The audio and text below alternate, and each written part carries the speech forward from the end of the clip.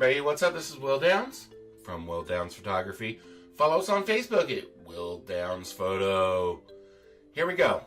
Today we're going to create this picture. It's star trails, but we're going to do it the easy way. We're not going to use Photoshop. We're not going to use anything like that. We're going to use a freeware program called StarStax. Simple, easy to do. StarStax. And that's where you get your program right there. We're right here. We're going to download the program. You're going to find your operating system. So easy to do. I use Windows 64-bit, so I would download that and go for it. Install, follow the instructions. It's easy. I've already done that, so I'm not going to do it again because I don't need to. Okay, step one. We've gone out. We've taken our photos. We're going to put them in a folder all by themselves. I've already taken these through Lightroom, cleaned them up. I got rid of a couple bad ones that were in there. I had some guys on the side over here with flashlights. They were kind of rude. But here you see the beautiful stars. We even got a jet. Portland, Oregon is down here, way down in the valley. This is Mount Hood Ski Resort. And this is beautiful Trillium Lake. So let's get started. It's pretty easy. We have our files segregated. We're going to open up my StarStax app, which I have on my toolbar down here. Okay, so now we got StarStax open. Let's go over the basic buttons. This is your file. This is where you open your images. Dark frames. If you use dark frames, to get a dark frame, you just put your lens cap back on and you take a picture at the same settings that you took all your others. And that helps remove some noise. Save, process, all your screen, one-to-one. Blending options, there's a whole bunch here. You can lighten it, darken it, subtract, multiply, average. The one we want for our star trails is gap fill. And then we're going to select comment mode. I'm going to turn this long trails up. And if you had dark images, you would select subtract dark images. So let's get our files in here. We're going to open it up. I've already found this. And then I'm going to scroll down to the last. I'm going to hold my shift key down. And I'm going to select them all. And we're going to bring those in. And what you see is that first image. Beautiful stars.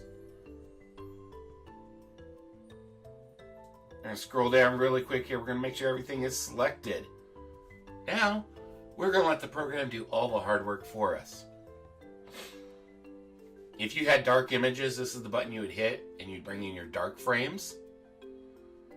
If you had dark frames, this is the button you would hit. You're going to click that.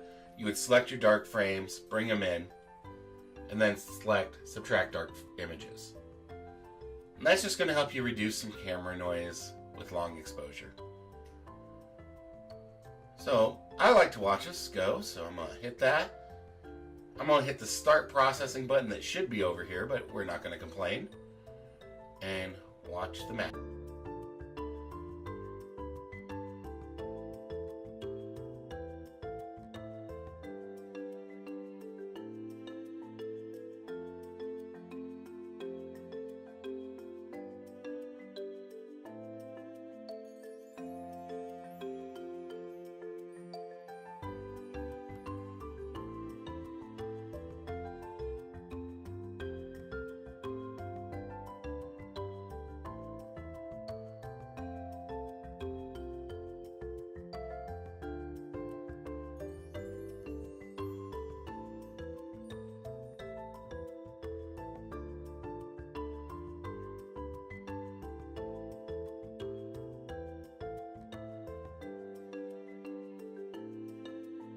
As the program works down the list of photos, you start to see this beautiful cone forming.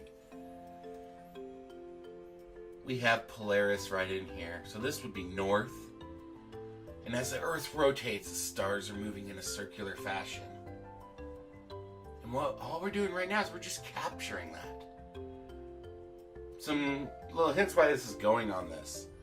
Make sure your subject in your foreground is steady.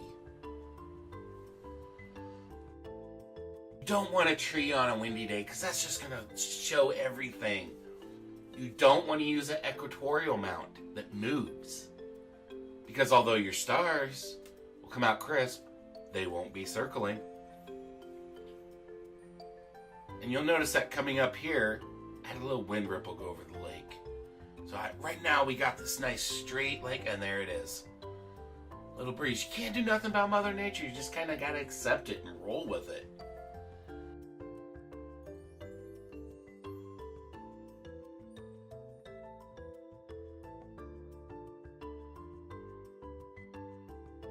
Got some jet planes taking off from Portland. A couple there heading eastbound. Early morning flights. They suck. Oh, look at that beautiful cone forming. And all the program is doing is stacking each one of your images on top of each other.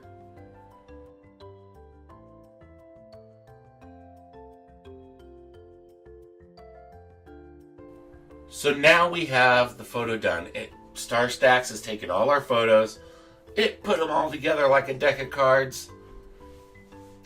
And it came out beautiful. Now you may want to make adjustments, so we're going to go right here. This is the toolbar that comes up after it's done. We want to show that threshold. You probably will not have this. I have a problem with the ski resort.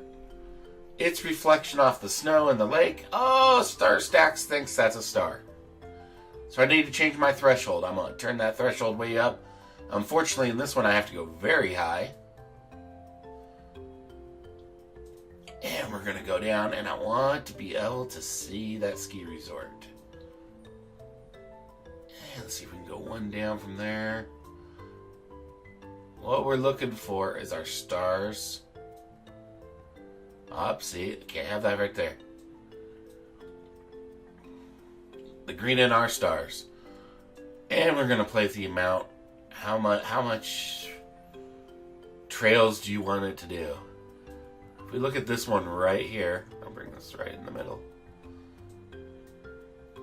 As I adjust the amount, about halfway. See how it filled that in? Really easy to do. Let me turn our overlay off. It does come up a little quite white. You don't want to overdo it. So let's go back to a full screen.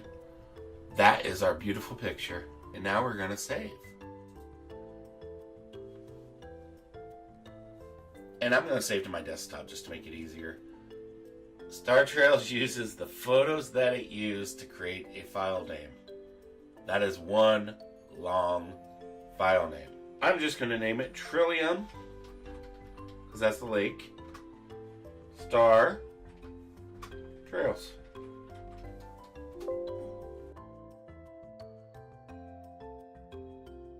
Image saved. So now if we go up to our desktop, we can close all out this. And there is our beautiful picture.